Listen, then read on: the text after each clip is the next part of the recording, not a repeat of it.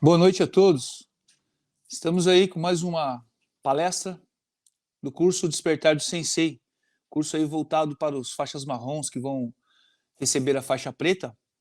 E aí, hoje o assunto é prevenção ao uso de drogas, né? Eu sou o professor Marcelo Queiroz, faixa preta quinto dan de judô, professor de educação física, e junto comigo vai apresentar também o professor Emerson. O professor Emerson também sensei de judô, professor de educação física. Ele vai contribuir conosco nessa palestra, ok? Então, prevenção ao uso de drogas. Muito bem, nós temos aí a participação do Jefinho, né? O Jefinho vai estar colaborando com a gente. Então, Jefinho, por gentileza, queira passar o slide aí. Ok, muito bem. E vamos lá. Energia mental e física, professor Jigoro Kano. É quase impossível estudar tudo sobre os seres humanos em geral em um curto período. Então, assim como é necessário estudar vários assuntos durante a vida, também é necessário que nos tornemos uma pessoa que pode, aperfeiçoando-se, fazer uma análise de qualquer assunto, mesmo não sabendo nada a respeito. Isto é judô. Então, basicamente, a gente consegue estudar vários assuntos. É só nós querermos, é só querer ir lá e fazer, ok? Então, se a gente quer fazer algum tipo de atividade, se a gente tem uma meta, a gente consegue, tá certo? É só querer, estudar, buscar, se aperfeiçoar, né? E Gita Kyoei, prosperidade e benefício mútuo, ajudar as pessoas, ok? Muito bem, vamos lá, Jefinho, próxima imagem. Legal. Prevenção ao uso de drogas. Nós temos aí duas drogas que são lícitas.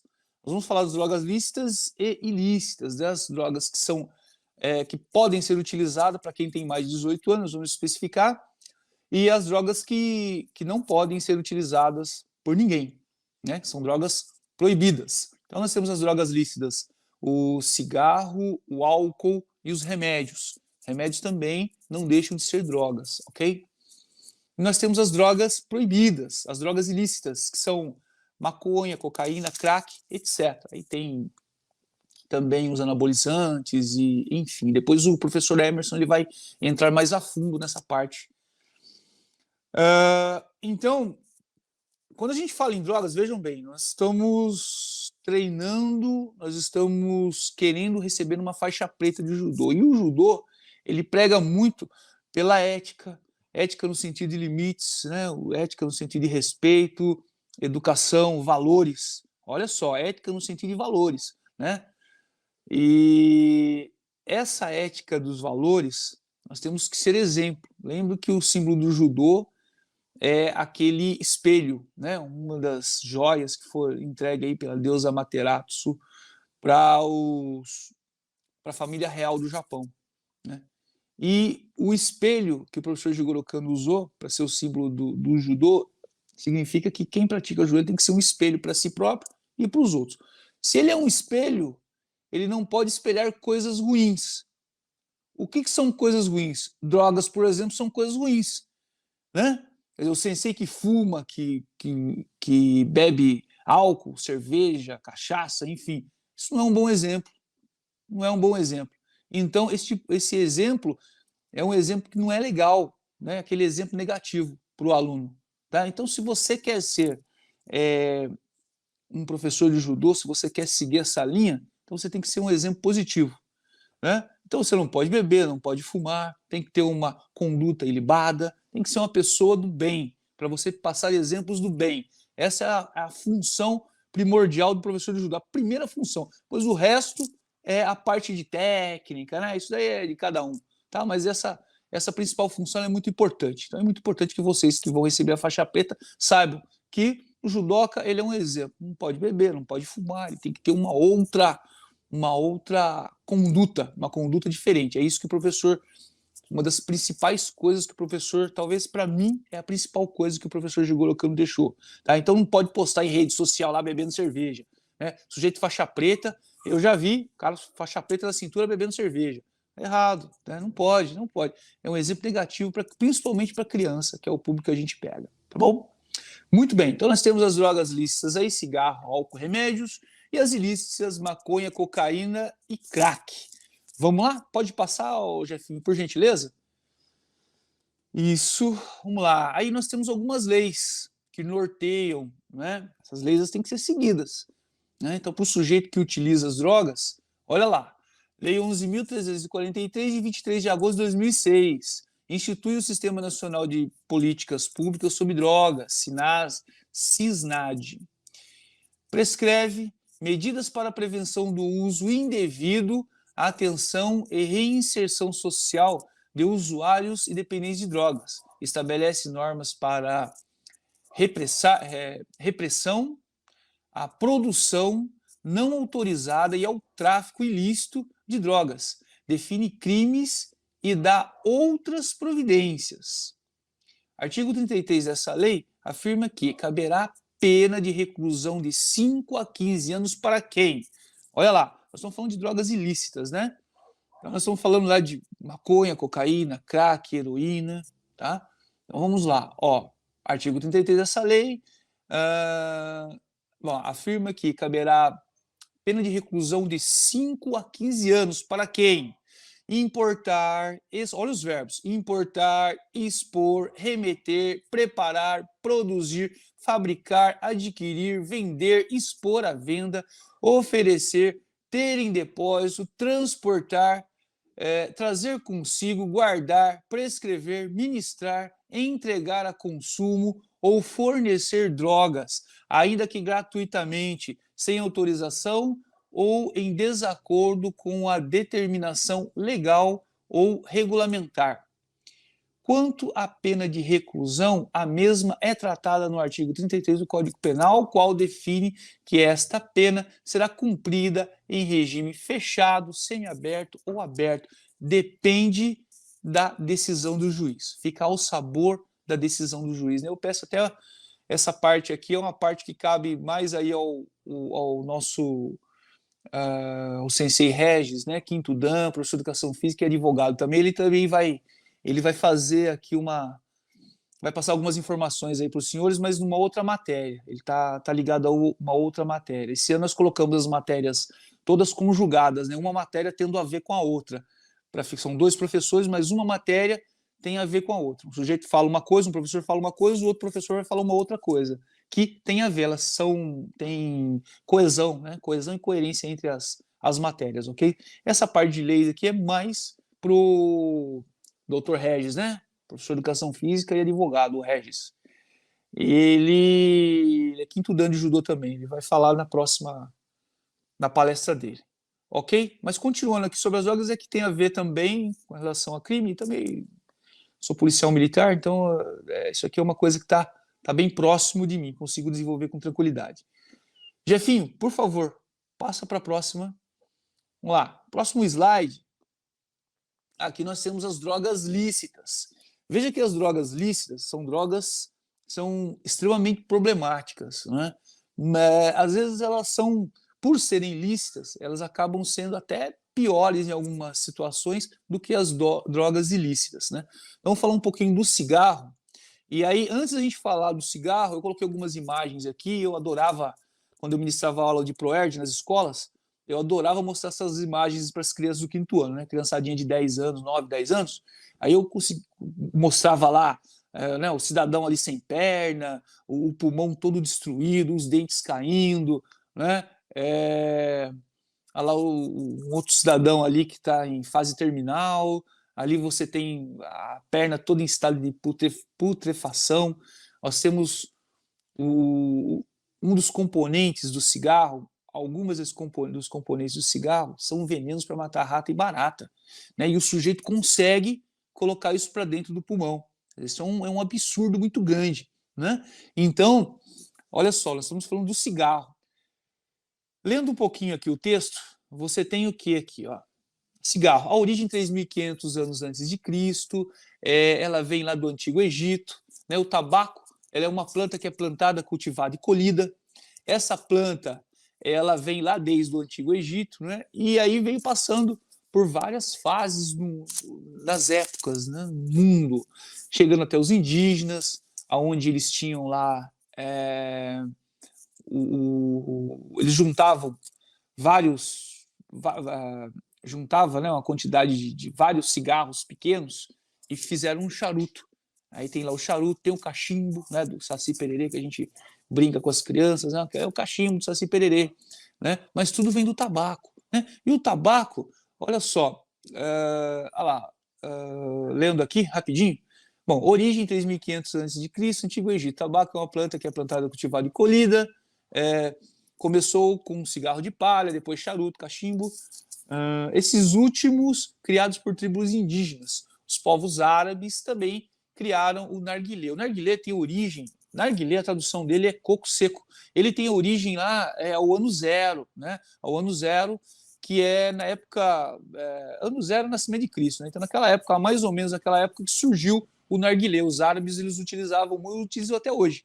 Em algum momento da vida de vocês, aí vocês já viram pessoas na rua andando com aquela garrafinha e com os caninhos, e eles vão ali chupando aquele líquido, mas não sai líquido. Tem líquido dentro, mas acaba saindo fumaça, que ele é tão mais perigoso do que o próprio cigarro convencional que é vendido aí nas padarias e supermercados. Nós temos aqui no Brasil, né? Então, o que acontece? As doenças causadas? A pior de todas, causa várias doenças, né? Mas a pior de todas é o câncer. O câncer, ele é devastador, ele destrói. Por que o câncer, no caso do cigarro? Por conta das substâncias. Tem mais de 4.000, vamos lembrar da aula de Proerd aí, as crianças, aí, os adolescentes estão assistindo, aula de Proerd, né? O cigarro tem mais de 4.700 substâncias tóxicas e cancerígenas, né? Então, o cigarro, ele é uma droga devastadora para o sistema, para todo o sistema do corpo do indivíduo, tudo. Tudo vocês puderem imaginar, principalmente o coração. Pensando no coração, a gente tem lá que a nicotina, o tabaco, ele vai necrosando os capilares. Capilares é tudo aquilo que sai, você tem artéria e você tem aqueles capilares, são aqueles vasinhos pequenininhos que vão do lado das artérias. Veja que o corpo, né, o Papai do Céu, ele é maravilhoso. Quando ele criou o corpo humano, ele falou assim, olha, vocês vão comer muita porcaria durante a vida, né? O ser humano vai comer muita porcaria durante a vida. Quando chegar no final da vida, ele poderá ter um infarto. O que é o infarto? Ele vai estar impedindo a passagem do sangue, ele vai segurando ali, vai fechando ali a veia, né? E aí, fechando de gordura, não passa mais, podendo ter um infarto, né? Outras. E aí o que acontece? Aí o Papai do Céu, ele fez o quê? Aquele monte de veinha dos lados, né? Um monte de capilares, para quando interromper aquela veia, o que acontece? O sangue vai passar pelos capilares. Olha que legal, né? O corpo humano, ele é maravilhoso, é o templo de Deus. Por isso não pode ser tatuado, não pode ser, não pode usar drogas, né, dentro do corpo e tal. Então é isso que a gente tem aí. Bom, e aí o que acontece? Esses capilares, eles vão fazer o quê? Eles não vão permitir que o sujeito tenha um infarto, né? O sujeito não impeça a passagem do sangue. Para isso tem os capilares. E o que é que o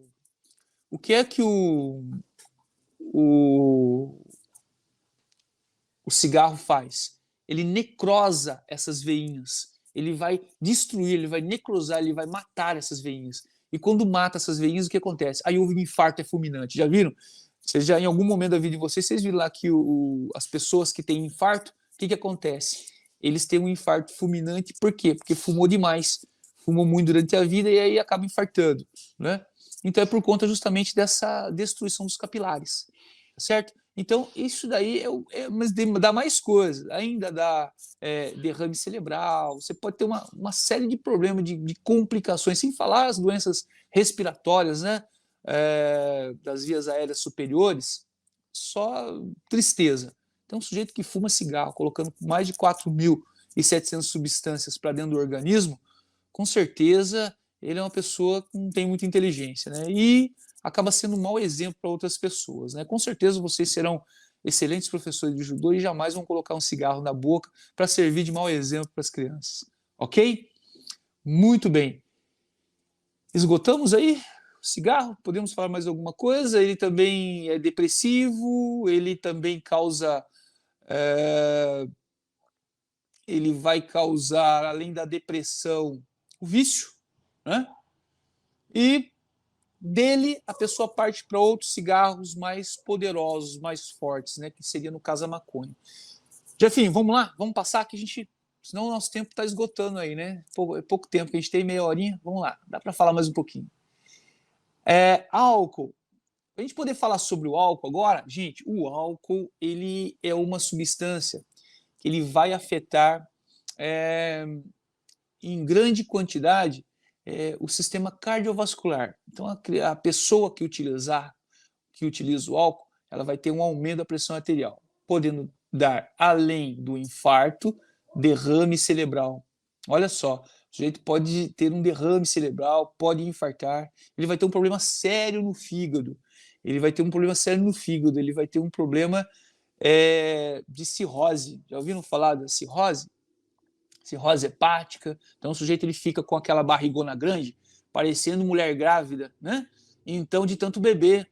Gente, como que ele quer praticar atividade física se ele bebe? Olha só, não tem nada que se aproveite no cigarro, no álcool, principalmente no álcool. Não tem o que se aproveite. O álcool não faz bem para a saúde, faz mal. Ah, mas se eu tomar, falam que o vinho é bom, que não sei o quê, que é bom para digestão. Tá, ele é bom para digestão, mas ele tem álcool que faz mal para a saúde. Ele vai aumentar a pressão arterial, né? Pressão arterial, o sujeito que tem diabetes vai aumentar também. Gente, é só tristeza no álcool. Tá lendo um pouquinho aqui?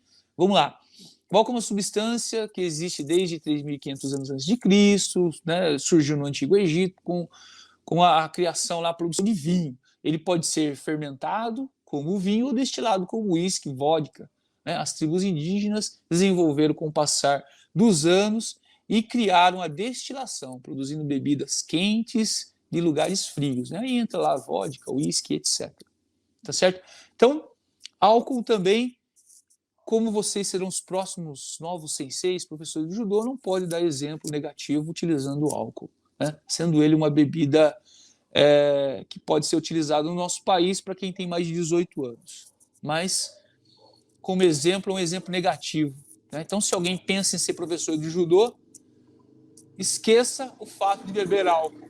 Principalmente beber álcool em público, publicar, né? Já vi faixa preta publicando lá cerveja, tira a foto com a cerveja lá e tal, e a pessoa, todo mundo sabe que é faixa preta, que é professora ainda de judô, né? Ou de outras artes marciais e publica lá. Então, para o tatame, para a nossa realidade, não é interessante. Então, se alguém tem essa ideia, já começa a esquecer ela, que ela não é boa para nós, ok? Muito bem. Jefinho, próxima. Beleza? Agora nós começamos com as drogas ilícitas. Essas drogas vão causar da delegacia, né, da ADP, da processo, o sujeito perde a primariedade dele, não tem jeito. Usou, andou com isso, o policial pegou, tiver junto com outra pessoa, vão todos para a delegacia, quem está junto também. Olha como é grave as pessoas utilizarem essa droga maligna, né? Então vamos lá. Drogas ilícitas, maconha. Nome científico, cannabis sativa, é encontrado em toda parte do mundo, é um alucinógeno natural. Olha só, alucinógeno natural. Vamos falar depois um pouquinho sobre alucinógeno, tá? Causa os mesmos problemas que o cigarro, com um detalhe, ele é mais forte. Seu uso contínuo causa dependência, direcionando o uso para querer uma droga mais forte, geralmente cocaína e depois o crack. Aí é mais complicado ainda, tá? Então, essas drogas são alucinógenas. Olha, um dos motivos delas serem proibidas, se causa alucinação, a pessoa vai querer usar mais e mais vezes essa droga. E aí o que acontece?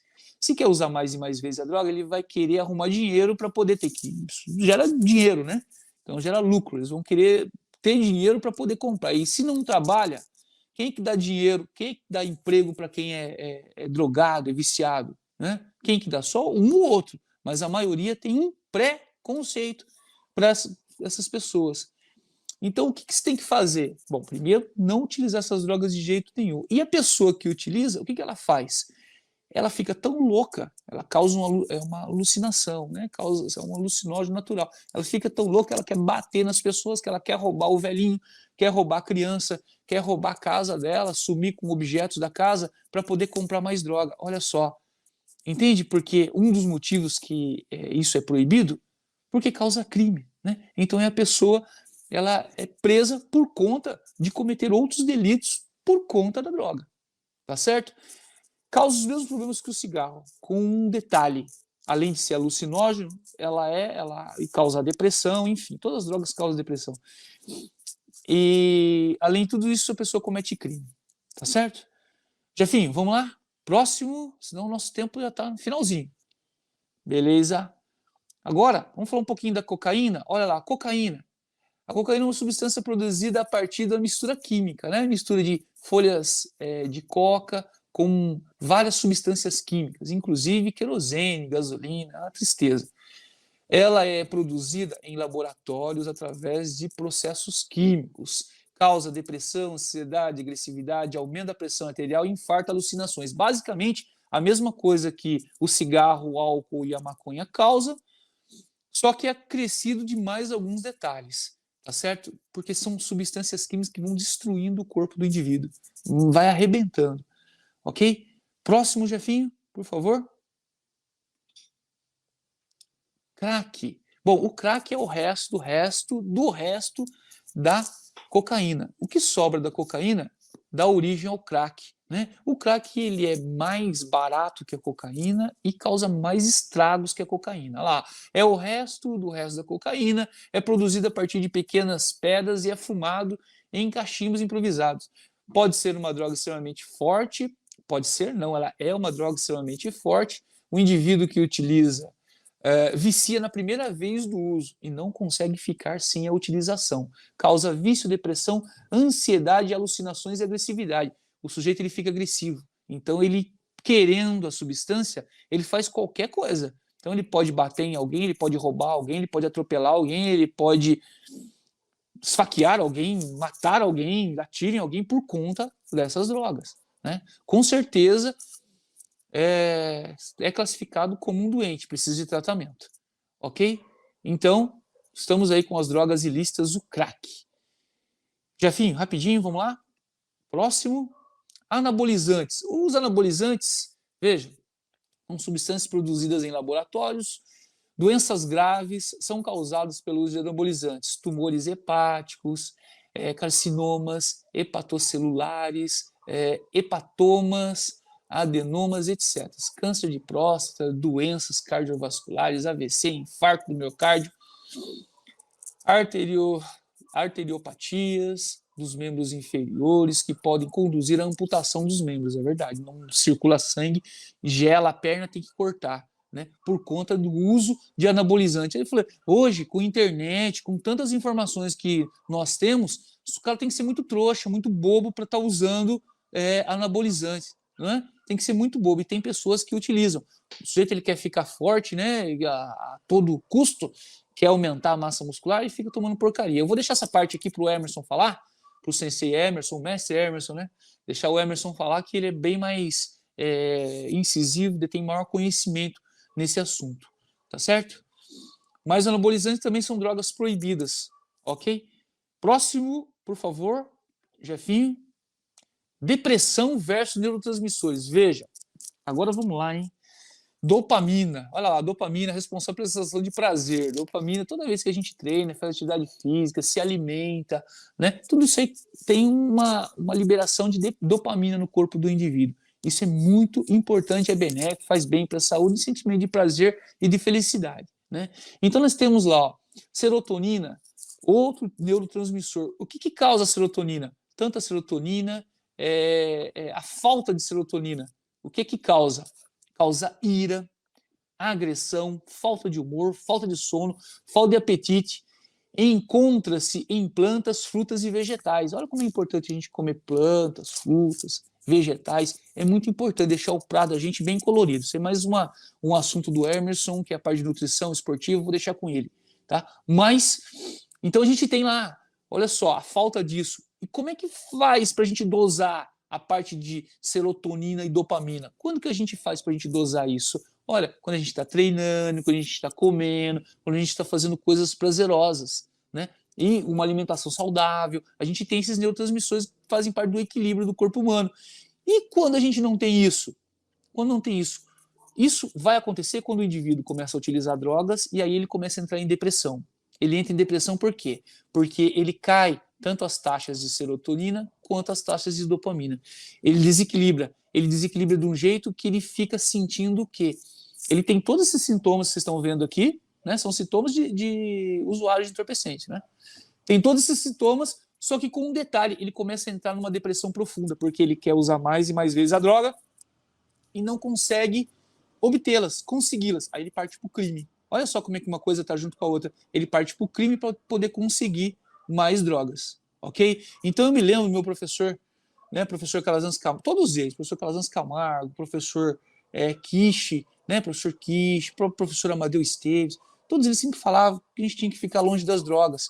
Né? Então eu pratico judô há 40, entrei em 79 no judô. Eu ouvi essas pessoas falar, professor Kishi, ele é um professor que ele fumava, né? Ele fumava, ele falou assim, olha, esse vício que eu tenho, um vício maligno, eu lembro que ele falou isso, ele confessou isso para mim, o mestre, né? É um vício maligno que eu tenho, mas eu não consigo me libertar, né? O mestre falando, mas eu não quero que vocês utilizem, porque isso aqui não presta, isso aqui é porcaria, isso não vale nada. Então ele sempre orientava a gente nesse bom sentido, né? Os demais também, professor Calazans Camargo sempre falou, não pode beber, não pode fumar, senão vai fazer mal, isso daí não presta. Então ele sempre tinha essa orientação dele, né? O professor Amadeu Esteves, foi professor dos outros dois, é a mesma coisa. Nunca vi, mestre Amadeu, nunca vi ele com um cigarro na boca, com um copo de cerveja, eu nunca vi. Né? E nenhum dos outros, também com exceção do mestre Kishi, que realmente, quem conheceu ele fumava e falava uma coisa que teve na infância, enfim. Mas sempre orientava a gente a não colocar na boca. Né? Então, essa é a função aí do professor, sempre orientar os outros. Nós estamos falando de pessoas que são bem antigas, né? Esse Kishi é falecido, inclusive. Bem antigo. Mas e agora? Os daqui para frente? Daqui para frente não pode nem sonhar em utilizar isso.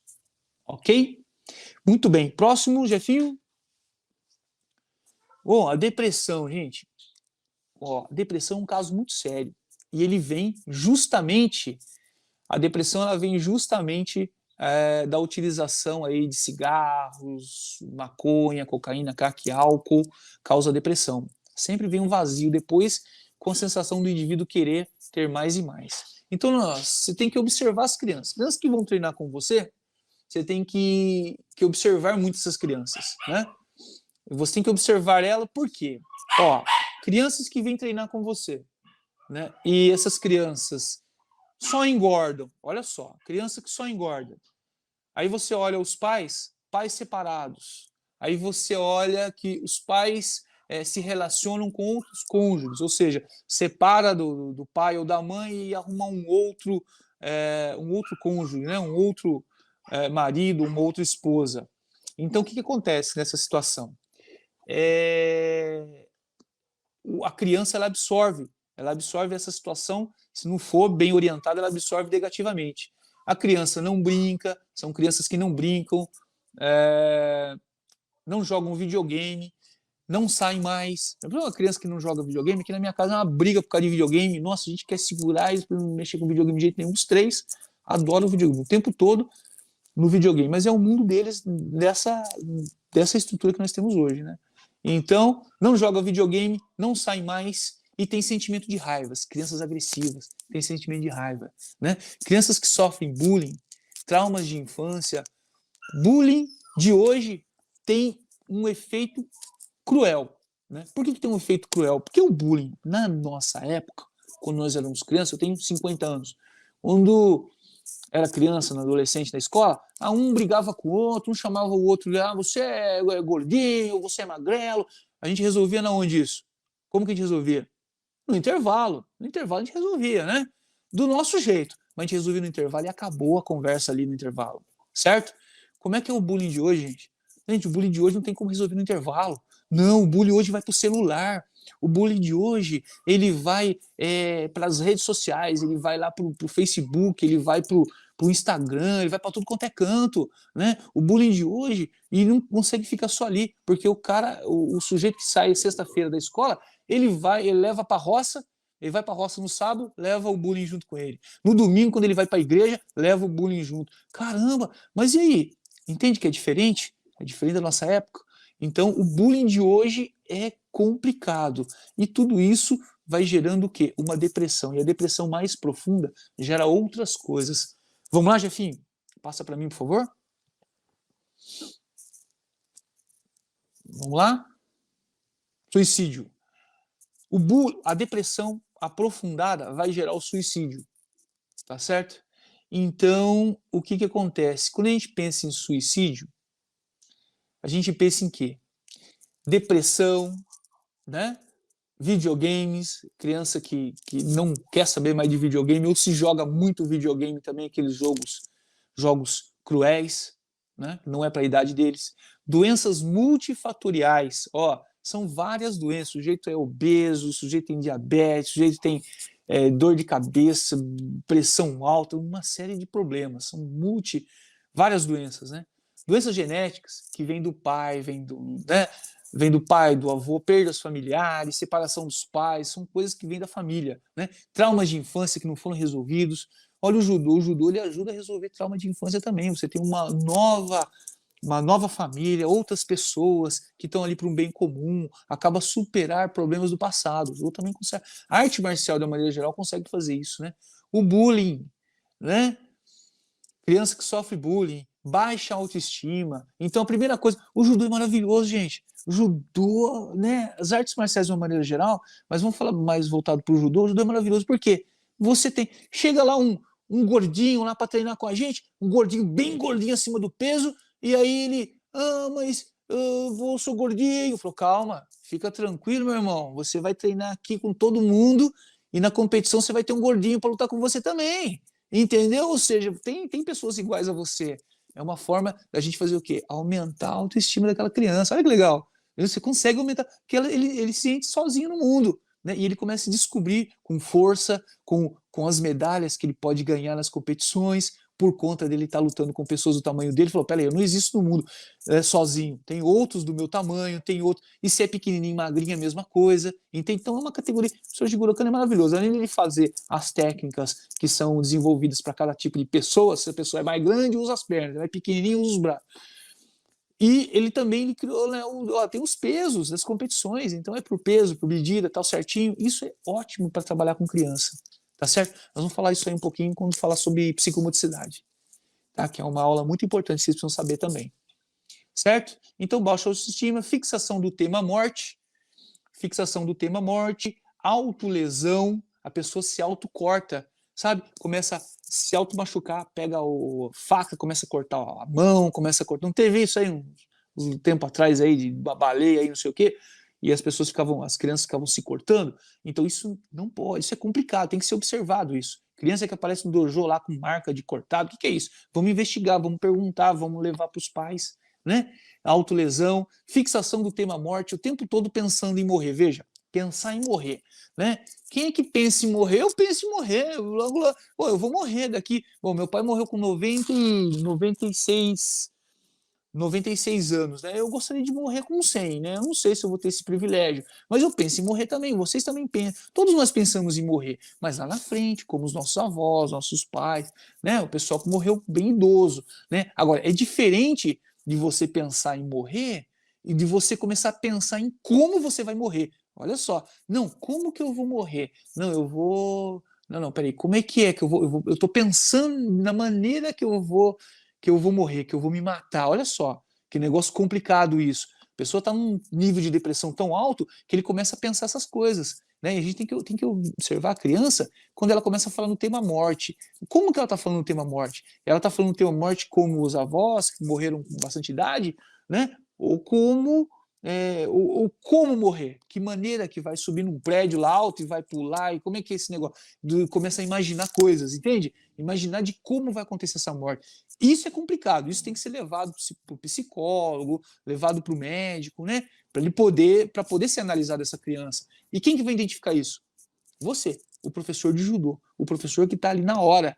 Esse professor, ele vai ter que identificar essa criança com esses problemas, passar para o pai, né, explicar para o pai, olha, ele está muito falando no tema morte, no seguinte, assim, ele está programando como que ele está querendo se matar, né? Ele, não sei se ele viu no videogame, mas ele está programando, isso não é legal. Tudo bem? Então, autolesão, já falei, fixação do tema morte, diagnóstico. Quem é que vê esse diagnóstico? A gente tem uma ideia como pai, como professor, mas quem pode ver isso é um médico, o psicólogo. Para isso, tem que orientar o pai a levar no psicólogo. Falar, seu filho, ele tá num nivelamento diferente dos demais. Né? Então, ele está pensando muita coisa, ele está falando muita coisa, a gente está observando e tem que ser conduzido. Tudo bem? Lá para o médico, para o psicólogo, para estar vendo. Ok? Jefinho? Isso. E agora, para a gente encerrar rapidinho, já explodiu o horário aí, o Emerson vai ficar bravo comigo. Vamos lá, ó. Mundo da criança, mundo do adulto e do idoso que são depressivas. Tá? Essas crianças devem ter. Sensei de arte marcial é muito importante, porque é uma cultura nova, uma cultura oriental, que tem as coisas boas, né? Tem muitas coisas boas da cultura oriental, seja de qualquer arte marcial, mas são culturas, é uma cultura muito interessante. Então, um sensei de arte marcial para orientar, para ajudar o pai a dar um norte para aquela criança. Um professor de educação física na saúde. Gente, quem não tem um curso de educação física, faça o curso de educação física, porque com o curso de educação física a gente pode dizer, olha, tem que fazer isso por causa disso, porque a gente tem como fundamentar o que a gente está falando, fundamentar o tipo de exercício que a gente está desenvolvendo, fundamentar toda a estrutura que a gente está fazendo ali em cima do tatame, né? Até mesmo a técnica, né, qualquer técnica que a gente desenvolva lá, a gente consegue fundamentar dentro da biomecânica, por exemplo, né? Você vai entrar um Osotogari, como é que é? Né? Pergunta lá para o professor de educação física, você já fez esse golpe aqui? Não, nunca treinei judô na vida. Não, mas olha aqui, ó, faz esse golpe aqui. Aí vai lá e mostra para ele, lá ele faz, né? Tentativa e erro. Ele vai lá e faz.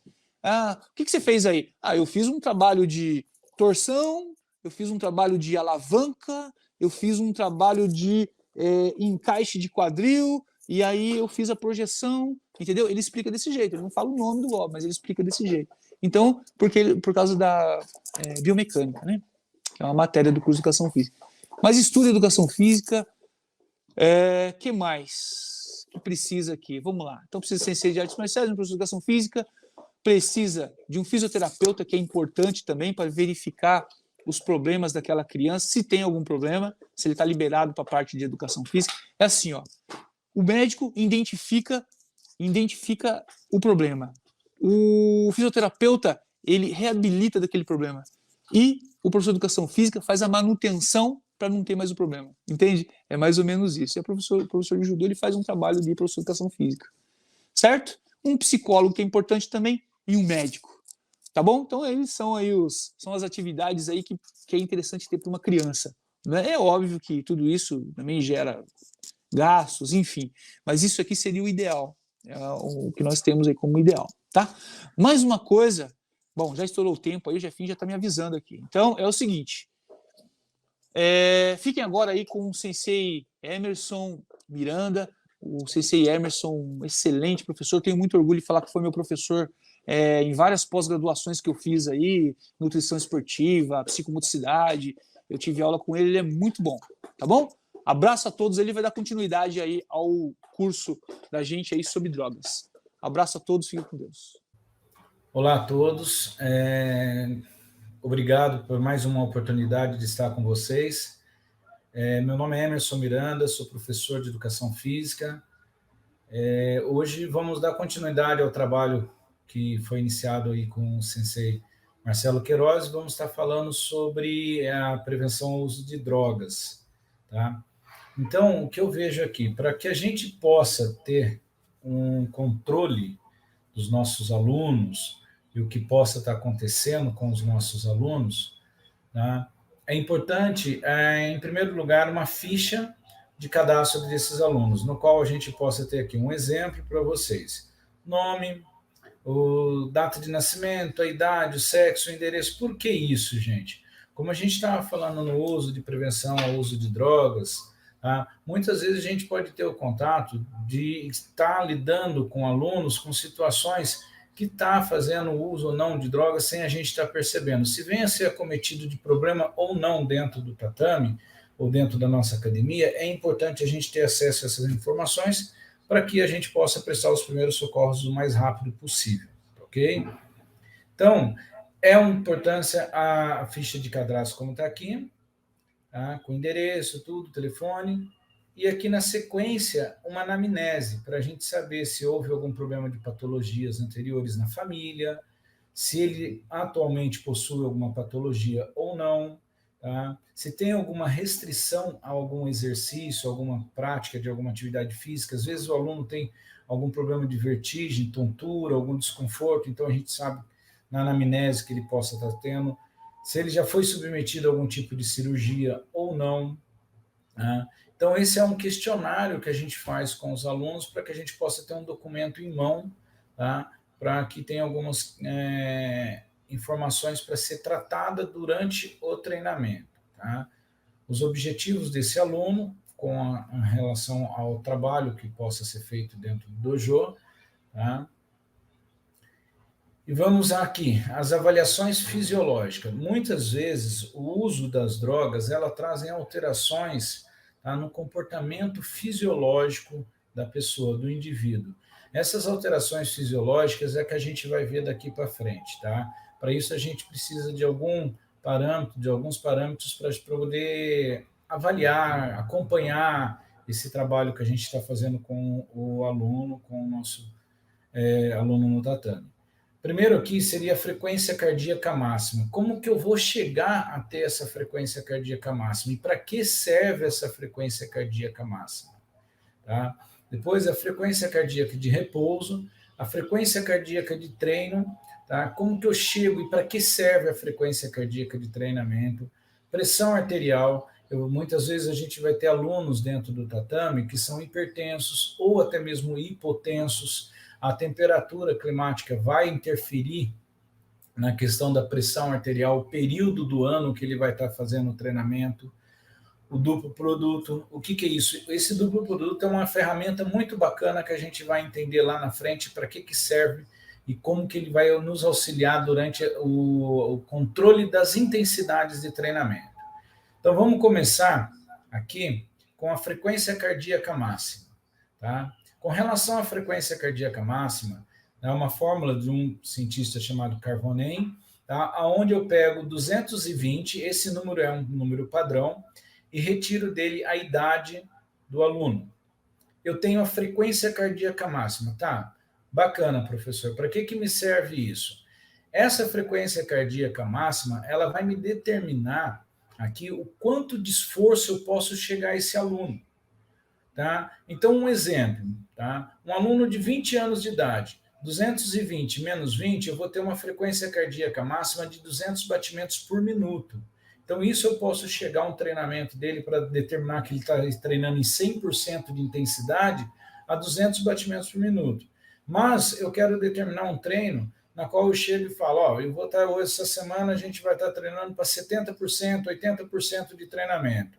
Tá? Então, eu vou pegar a frequência cardíaca máxima, que fiz esse cálculo, e vou fazer o cálculo de 70%. Tá? Feito 70%, esse aluno, eu vou calcular lá dos 200 batimentos, 70% que eu quero calcular com ele, 140 batimentos por minuto, ele vai chegar ao treinamento dele ali.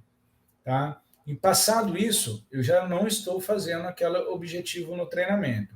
A faixa de prescrição do treinamento físico, tá? Ela determina a seguinte situação: prescrição de treinamento físico aeróbio, pela fórmula da frequência cardíaca máxima e a frequência cardíaca de reserva. O que é a frequência cardíaca de reserva? A frequência cardíaca de reserva nada mais é daquela frequência cardíaca que quando eu estou em repouso, eu pego a frequência cardíaca, pode ser aqui na carótida aqui, ou pelo pulso, e vou ver quantos batimentos eu tenho em um minuto, tá? Em repouso. Então, eu tenho a frequência cardíaca de repouso ali. Então, como que eu vou determinar isso para um treinamento? Eu vou lá e faço o primeiro cálculo da frequência cardíaca máxima, que eu vou ter o parâmetro aqui. Aí, eu vou tirar dela a frequência cardíaca de repouso, tá? E vou multiplicar pela intensidade de treinamento que eu quero dar aquele dia. Se eu estou com uma sala na qual eu tenho alunos sedentários, então eu vou trabalhar com uma intensidade de 50% até 70% da frequência cardíaca deles. Então eu ponho aqui que vai uma intensidade de 50% até 70%. E vou somar novamente a frequência cardíaca de repouso dele. Ok? Então eu venho só substituindo a fórmula. Eu pego 220, tiro a idade do aluno, eu tenho a frequência cardíaca máxima. Eu vou ver quanto que está o batimento cardíaco dele em repouso, vou colocar aqui. Aí eu vou multiplicar por 0,7, que vai ser a intensidade de 70%. E vou somar novamente a frequência cardíaca de repouso. Essa fórmula aqui vai me dar a frequência cardíaca de treinamento. Isso eu vou conseguir dando um treinamento com mais eficiência fisiológica, com mais segurança fisiológica. Aí, somado àquela anamnese que a gente fez no início do aluno, para saber os parâmetros de frequência de saúde dele, um aluno me fala lá, professor, eu sou hipertenso. Eu tenho arritmia cardíaca, eu tomo medicação, então eu sei onde eu vou estar controlando isso com ele aqui. Eu vou estar conseguindo fazer o controle nessa situação.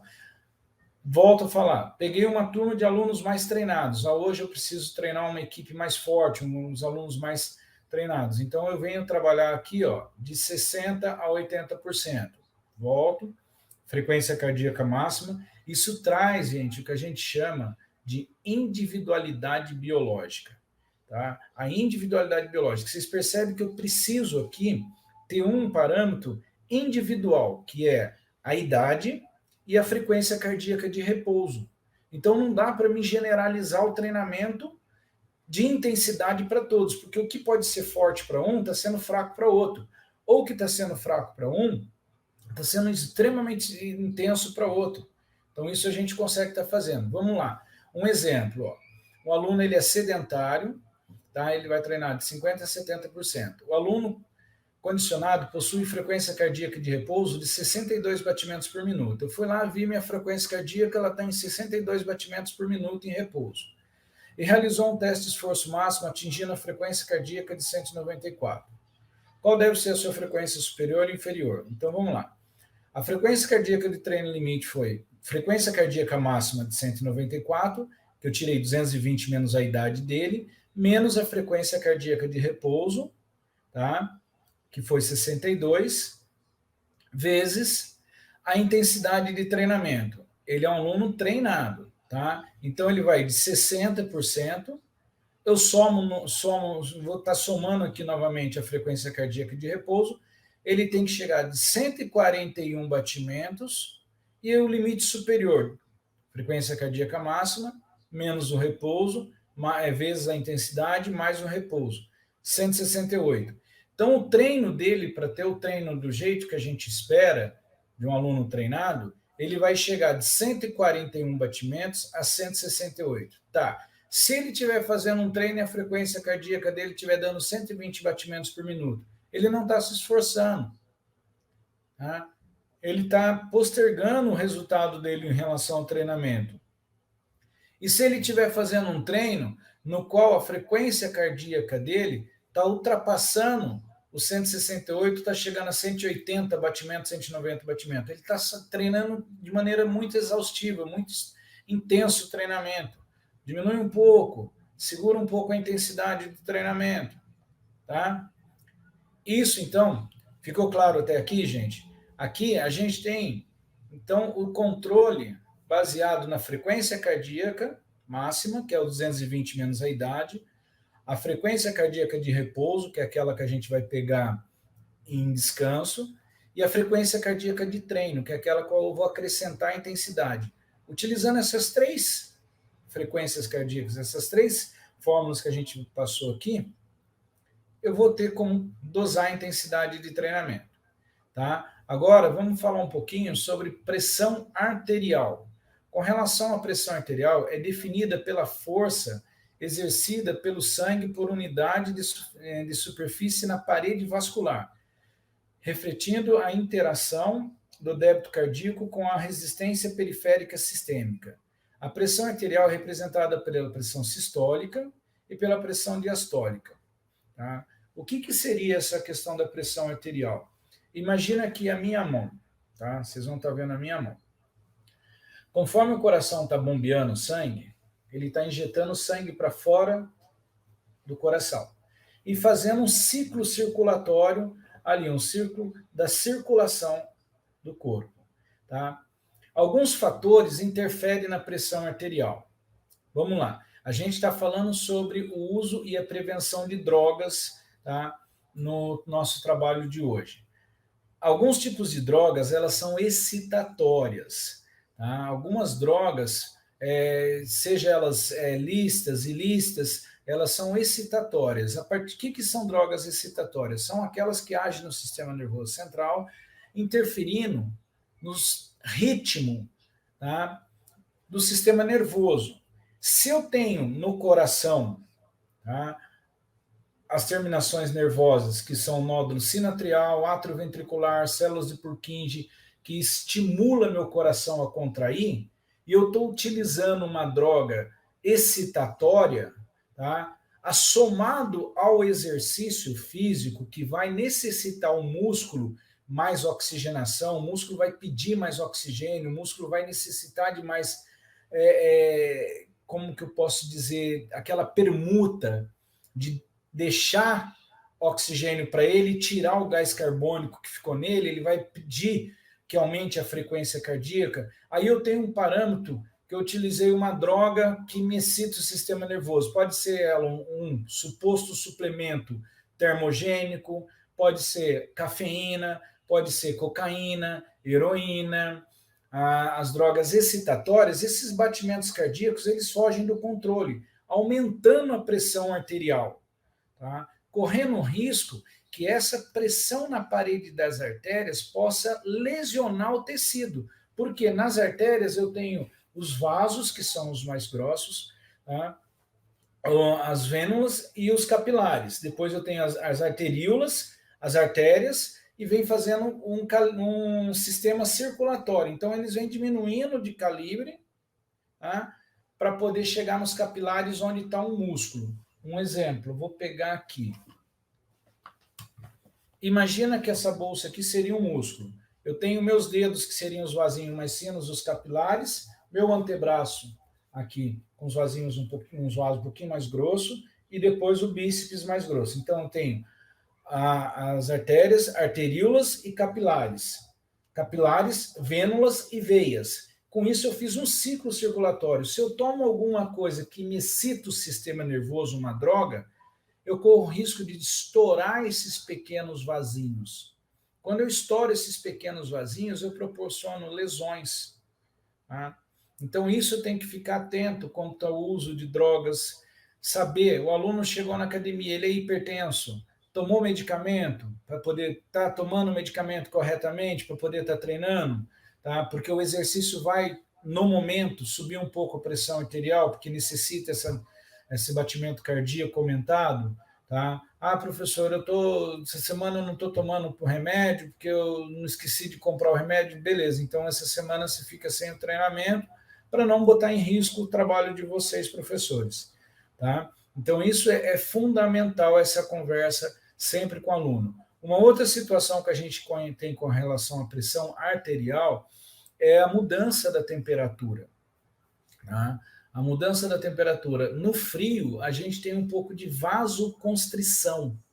Os vasos, eles comprimem um pouco mais por conta da tensão da musculatura, ele comprime um pouco mais. Então, a tendência da pressão é subir um pouquinho mais. Então, sempre orientar os nossos alunos a procurar o cardiologista em 2 períodos do ano. Nós não vamos interferir na medicação deles, nós não vamos mexer em nada. Ah, aumenta a dosagem, diminui a dosagem. Não, de maneira nenhuma.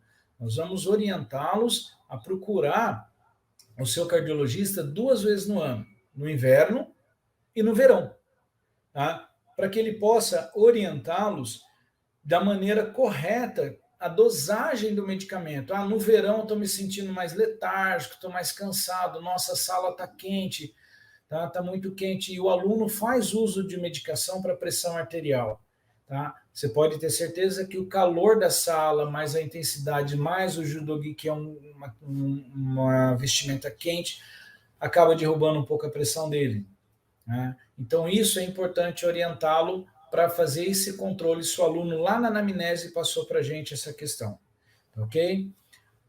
A outra situação é o duplo produto, tá? O duplo produto, ele é importante para a gente pela seguinte situação. Isso daqui, gente, eu costumo falar que isso daqui é um freio, tá? Ele funciona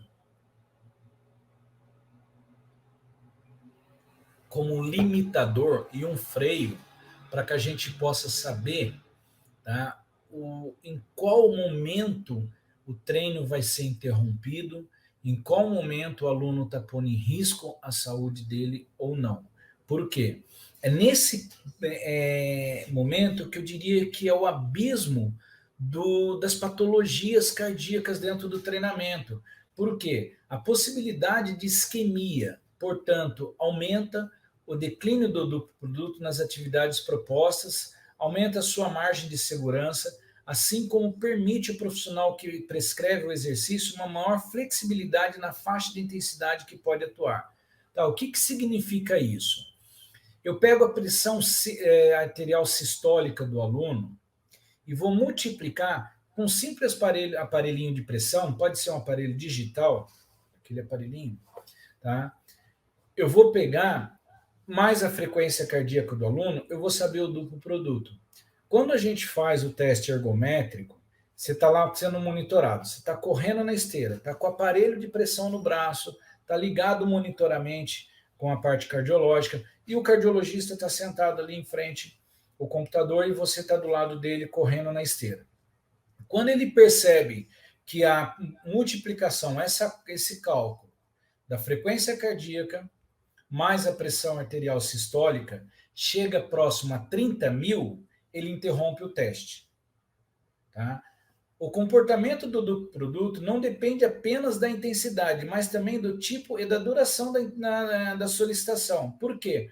Muitas vezes o treino ele não está sendo muito intenso, mas o aluno está se desidratando, o aluno está fazendo muita força, está cansado, tá? Cai naquela situação da pressão arterial dele já está alta por conta dele não ter tomado medicação. Olha só, ele desidratou, ele perdeu substratos hidrossolúveis que controlam a pressão arterial e vai subir a pressão arterial dele. Subiu a pressão arterial, sobe a pressão, a frequência cardíaca, esse do produto começa a subir também, tá? E o comportamento do produto não depende só disso, mas também do tipo de duração.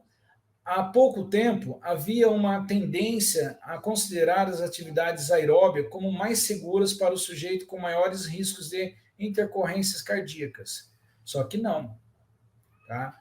Só que a gente sabe que não é só nas atividades aeróbias, tá? O aluno pode estar fazendo exercício, por exemplo, um exercício de isometria. O que é isometria? Ele tensiona, eu estou fazendo um treino na qual ele está fazendo força para segurar seu adversário e pressão ali. Ele está fazendo essa pressão.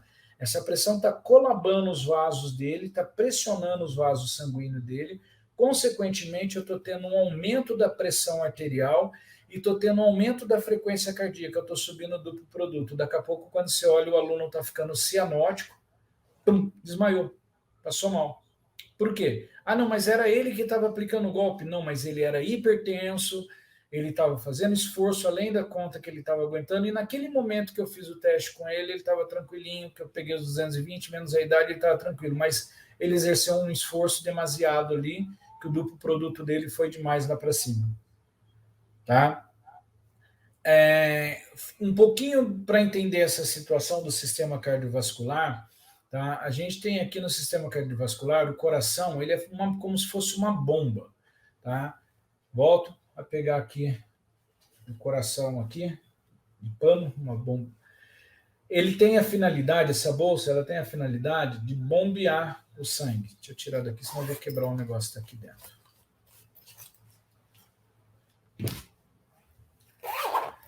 Você imagina que eu tenho canos ligados aqui embaixo, canos ligados aqui em cima, e eu preciso fazer com que o sangue circule aqui. Então, eu vou ter que contrair e relaxar, contrair e relaxar. Para isso, eu tenho ventrículos aqui embaixo e átrios aqui em cima. No meio deles, imagina dividido isso em 4. Tá? Vou dividir isso em 4. Em cima, eu vou ter os átrios, embaixo os ventrículos. No meio deles, eu tenho válvulas, tá? Que são chamadas as válvulas cardíacas. Muitas vezes, nossas crianças, elas têm o que a gente chama de prolapso de válvula mitral ou sopro cardíaco. Tá? A válvula ela não fecha totalmente, então tem um pequeno escapezinho mitral. Aí, dependendo da intensidade de treinamento, essa válvula não vai fechar, eu tenho uma ineficiência da musculatura cardíaca. Aí eu começo a sentir mal-estar. Tá? Então, aqui, ó, formado por duas bombas distintas, o coração, tá? Direito, que bombeia o sangue dos pulmões para os pulmões, e o coração esquerdo, que bombeia o sangue para os órgãos. Então, nós temos duas circulações. Quando a gente perguntar quantos corações a gente tem, tenho 2 corações, um só aqui.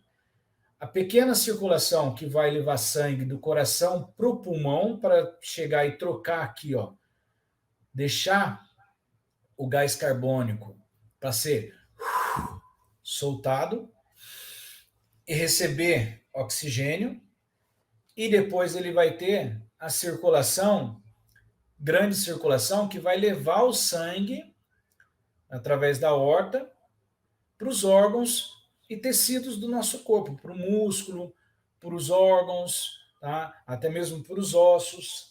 Tá? Cada um desses corações é uma bomba pulsátil de 2 câmaras compostas por átrio e um ventrículo. Aqui são os átrios e os ventrículos. Cada átrio é fraca bomba de escova, tá? Para o ventrículo, juntando, propelir o sangue do seu interior. O ventrículo, por sua vez, fornece a força de bombeamento principal para ele, ou seja, aqui embaixo há a maior força dele. Aí, vocês devem estar se perguntando, por que isso tem a ver com a questão das drogas ou não?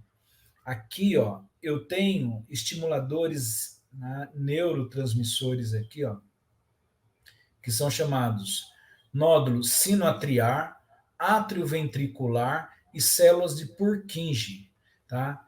Esses estimuladores, o que eles fazem? Eles recebem o sinal do sistema nervoso central do nosso cérebro, tá? Eles muitas vezes são estimulados quimicamente, tá? Por adrenalina, noradrenalina, tá? Por efedrina, por cafeína, tá? E isso faz com que aumente o ritmo de batimento cardíaco. Tá? Se eu estou fazendo uso de qualquer tipo de droga, seja ela excitatória ou inibitória, a maconha é uma droga inibitória, é uma droga que causa letargia, é aquela droga que vai deixar o aluno totalmente, o que está acontecendo? Estou cansado, estou letárgico. Ou o uso de analgésicos. O aluno não quer faltar treino. Ele não quer faltar treino, está com uma lesão no ombro, está com uma lesão no joelho, está lá, não, eu vou para o treino, mas eu vou entupir a cara de analgésico, mas eu vou para o treino. Deixou de ser um tratamento e se tornou droga. Interfere nos batimentos cardíacos. Interferiu nos batimentos cardíacos, vai interferir no quê? Na pressão arterial, vai interferir na frequência cardíaca máxima, vai interferir em todos esses parâmetros que a gente está vendo aqui. Tá? Então, isso tudo vai interferir na resposta que o aluno vai ter. Tá?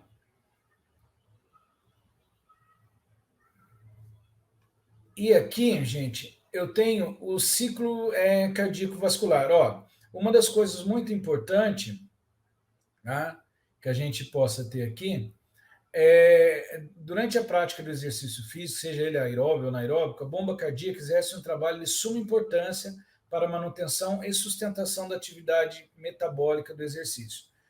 Portanto, considerando esse o mais importante sistema homeostático, tá, do corpo humano, tendo a responsabilidade de transportar o oxigênio, aos tecidos musculares e a retirada do gás carbônico do mesmo, além de nutrir os tecidos e os substratos bioquímicos participantes. Então, a bomba cardíaca é fundamental para o nosso corpo. É isso que a gente tem que tratar. Para isso, gente, treinar músculos periféricos, panturrilha, tá? Trabalhar membros inferiores, trabalhar antebraço do aluno, porque se diminui, quando você trabalha a periferia do corpo, você diminui, tá? O esforço que o corpo vai ter para retornar esse sangue para ele. Então, quanto mais forte, você lembra que eu falei que a questão da vasoconstrição, vasodilatação, o músculo vai ajudar nesse bombeamento para retornar o sangue para ele. Tá? Aqui está a questão dos nódulos, ó. Aqui são os sistemas excitatórios, aqui são todos os ramos de nervos deles, é onde a gente vê no eletro, tá? A hora que ele abre a cavidade cardíaca para poder, as bombas cardíacas para entrar sangue no átrio, na hora que ele relaxa, sobe, quando você vê no eletro, aí se o aluno tem alguma alteração do eletro, o médico consegue ver por aqui, ó. Ah, ele tem uma lesão de ventrículo, ele consegue ver por aqui. Ah, ele tem uma lesão de átrio, ele consegue estar vendo nesses exames. Tá? O que eu já havia falado das cordas, isso daqui são duas válvulas, as válvulas mitral e aórtica. Tá? Então, são as válvulas do coração que muitas vezes algum tipo de drogas excitatórias, termogênicos, pré-treinos, esses excitatórios interferem nos fechamentos dessas válvulas, principalmente se o aluno tiver um prolapso de válvula mitral, enfraquece essas cordas tendíneas aqui, ó, podendo haver o rompimento dela e causando uma arritmia cardíaca nesse aluno. Tá? Aqui são as contrações do coração, que é a sístole e a diástole, tá? Que são que dá os dois ciclos de contração cardíaca. Tá? O ciclo cardíaco consiste no período de relaxamento chamado de diástole, que é a hora que relaxa o músculo cardíaco, durante o qual o coração se enche de sangue, e de seguido pelo período de contração chamado de sístole. Por isso que a gente tem a pressão aqui, ó, 12 por 8, ou 120 por 80, tá? Ele contrai com mais força e relaxa. Contrai com mais força e relaxa. Tá? Outra situação que a gente possa estar tendo, tá? É a questão no treinamento, é a hipoglicemia, tá ok? O Jefferson. Ô, professor. Tá tranquilo? Não, tá tranquilo. Pode prosseguir, ficar tranquilo. É que eu tô vendo que uma hora você estava conversando, eu achei que era questão do tempo. Não era questão do tempo, não. Eu já achei um ponto aqui que deu uma pequena queda do senhor, mas voltou rápido. Ah, E tá. daí eu só vou fazer esse ajuste. Eu achei que ia demorar mais para voltar, por isso que eu entrei. Tá. E depois você consegue, essa paradinha que a gente deu, você consegue mexer. Isso, eu corto sim, pode ficar tranquilo. Tá. Tá bom? Tô saindo aqui. Bom, gente, vamos agora falar um pouquinho de uma outra situação que muitas vezes algum tipo de droga pode causar dentro do treinamento, tá? A hipoglicemia.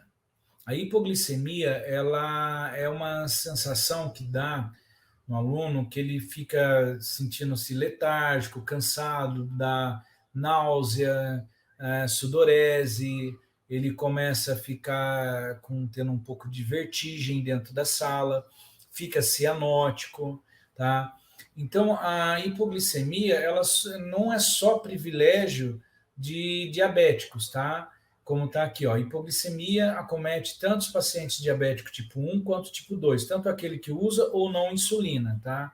O quadro clínico de hipoglicemia consiste nos sintomas relativos à alteração de comportamento do sensório, ou seja, sensitivo, coma, convulsões locais ou generalizadas, e a reação neurovegetativa decorrente, como sudorese, tremores, taquicardia, sensação de fome intensa.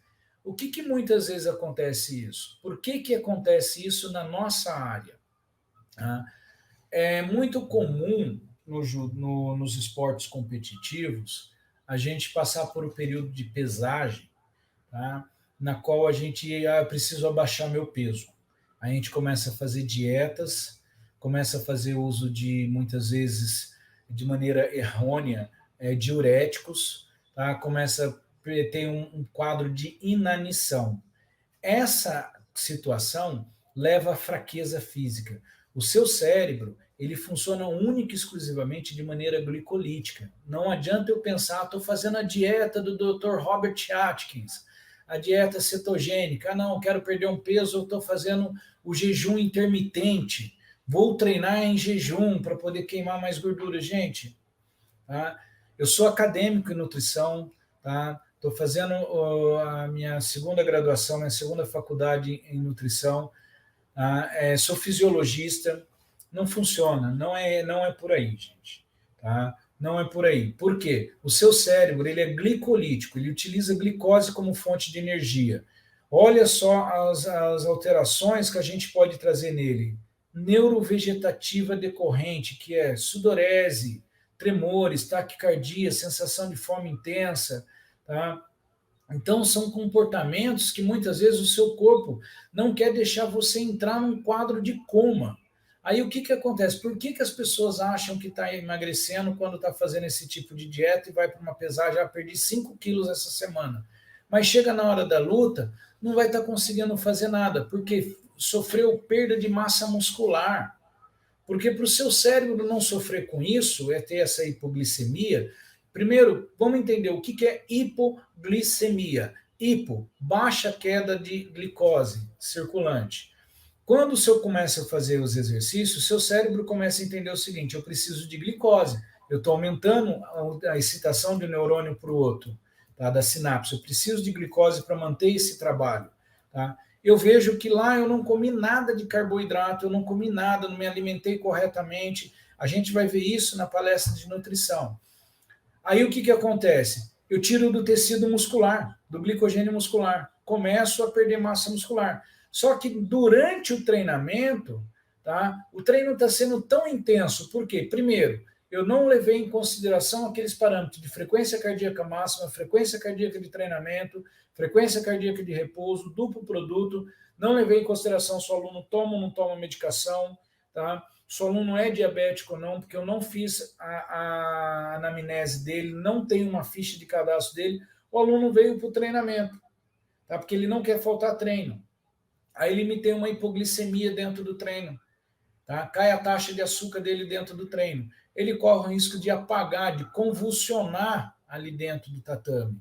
Ele corre o risco de desmaiar. E quando voltar a acordar, pode voltar até com sequelas neurológicas. Tá? Como prevenir uma hipoglicemia? Primeiro, não pular refeições, principalmente antes das aulas de educação física. Evitar exercícios intensos, principalmente se for grande o intervalo da última refeição. Tá? Diminuir a dose de insulina, isso sob orientação médica. Tá? Não só da insulina, tá? Não só da insulina, mas de qualquer outro medicamento que controle a glicose.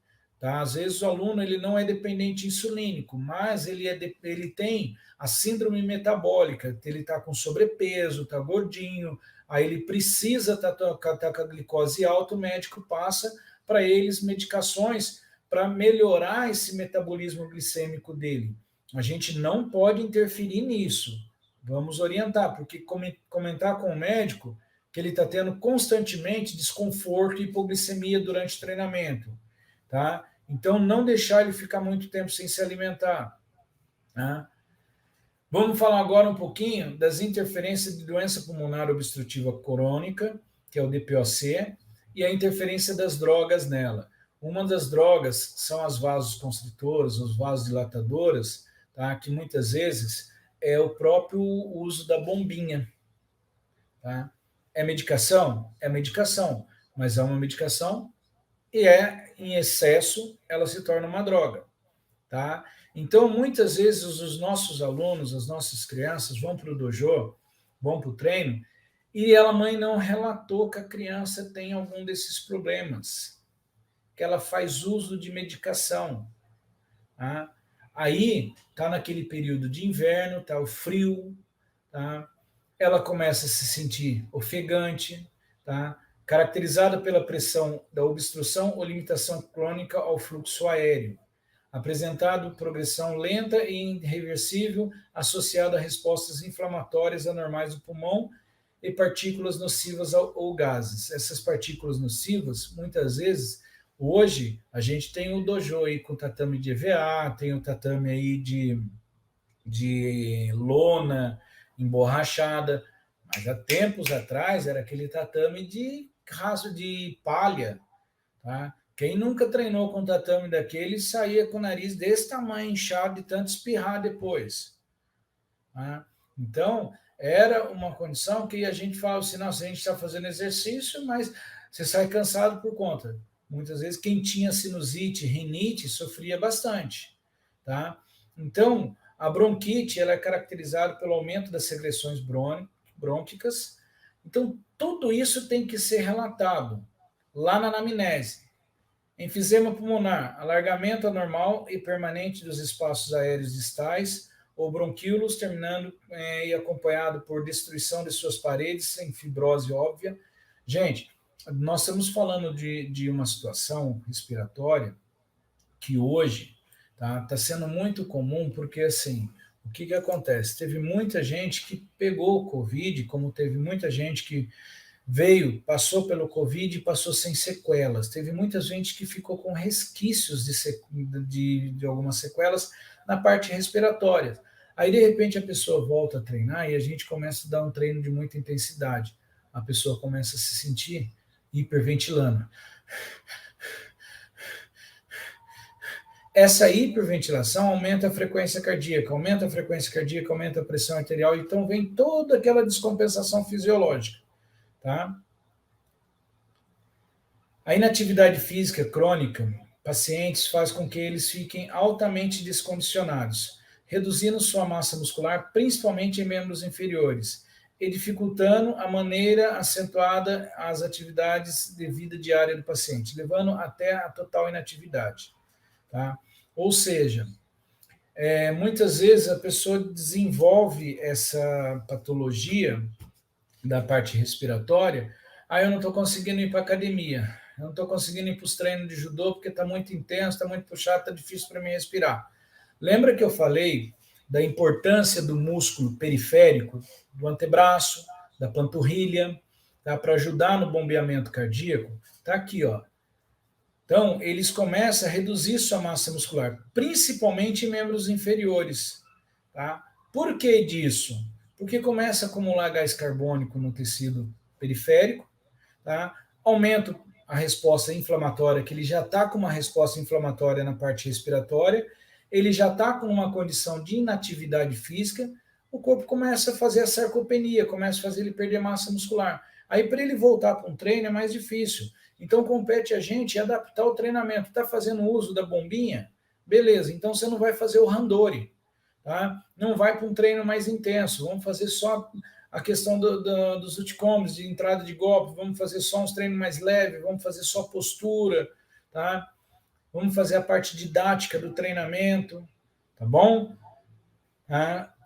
O American College, do American Thoracic Society, define a reabilitação pulmonar como um programa multiprofissional, elaborado individualmente e dirigido a pacientes com problemas pulmonares crônicos e seus familiares, com o objetivo de otimizar a performance física e social e a autonomia do paciente.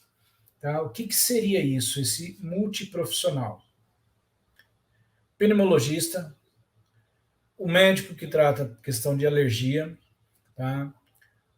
O próprio educador físico ou o sensei que está dando treinamento no dojo, tá? Para ele que faz o judô. Os próprios familiares, porque não adianta eu ter uma criança que tem um problema respiratório, está faltando meus treinos, não está fazendo uso de medicações corretamente, a mãe chega lá na academia, está com aquele perfume de matar. Mãe, talvez não seja isso que esteja estimulando a sinusite, a rinite, a bronquite da criança. tá? Então, esse programa multiprofissional envolve a família também, tá? Os programas de reabilitação pulmonar são compostos por 4 partes: tratamento medicamentoso, treinamento físico, tá, de membros superiores e inferiores, treinamento da musculatura ventilatória. Que são essas musculaturas ventilatórias? Musculatura do tórax, o intercostal, tá, diafragma, programa educacional e interações psicossociais e comportamentais. Por que essa educação e interação psicossociais e comportamentais? Lembra que todo o controle do nosso corpo ele está aqui, ó, no sistema nervoso central, tá? Se a criança começa a ter uma alteração de comportamento social, psicossociais, tá, com ansiedade, ela começa hiperventilar, e eu tenho uma alteração dos brônquios, bronquíolos dessa criança, pronto. Se eu começo a botar no dojo, durante o treinamento, exercícios que se tornam desafiantes emocionalmente para a criança e ela não vai conseguir fazer porque está um pouquinho acima do peso, ou ela já tem essa dificuldade respiratória, está aí. A interação psicossocial, já começo a trabalhar na criança aquela questão da ansiedade, tá? Aquele eu não vou conseguir fazer, e ela começa a hiperventilar durante o treinamento, tá bom? Então, os fisioterapeutas e educadores físicos são os profissionais da área de saúde mais habilitados para trabalhar com o treinamento físico desses pacientes. E têm sido desenvolvidos nesses programas em todo o mundo, em razão dos seus conhecimentos da fisiologia do exercício e da fisiopatologia respiratória. Tá? Aqui, eu acho que a gente já está no finzinho. Aqui a gente tem os cuidados e as orientações durante o exercício para pacientes com DPOC. Tá? 4 cuidados básicos devem ser verificados durante a execução da atividade física para pacientes com DPOC. Primeiro, saturação parcial periférica de oxigênio. Gente, nós ouvimos falar muito desse aparelho agora nessa situação do Covid. Aquele aparelhinho para ver a SOP, saturação de oxigênio. Tá? Um oxímetro é baratinho. Deixar um oxímetro, um aparelhinho de pressão dentro do dojo, isso não significa que você está fazendo um papel de médico, mas que você está fazendo um papel de cuidador da sua situação fisiológica do treinamento que você está fazendo. Você não vai interferir na qualidade do tratamento que ele está fazendo se você colocar o oxímetro no dedo dessa criança, ou se seu adulto ele chegou pós-Covid. Estou bem, professor, já estou recuperado, tudo bem, quero estar fazendo treino. Você vê a saturação dele está baixa, ó, vamos fazer um treino mais leve essa semana, alongar mais, tá? Até melhorar mais essa resistência sua, vamos fazer exercício com elástico para melhorar os músculos relacionados à parte respiratória, beleza?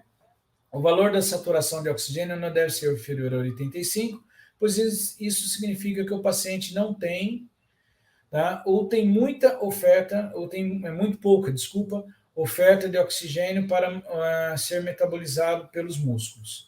Tá? Segundo, a dispneia, que pode ser verificada indagando ao paciente ou o seu padrão respiratório. Quando o paciente representa um período respiratório muito curto, que é isso daqui, ó. Isso significa que o ar está sendo aprisionado nos pulmões, o que aumenta muito a sensação da dispneia. Ele tem aquela respiraçãozinha mais curta. Tá?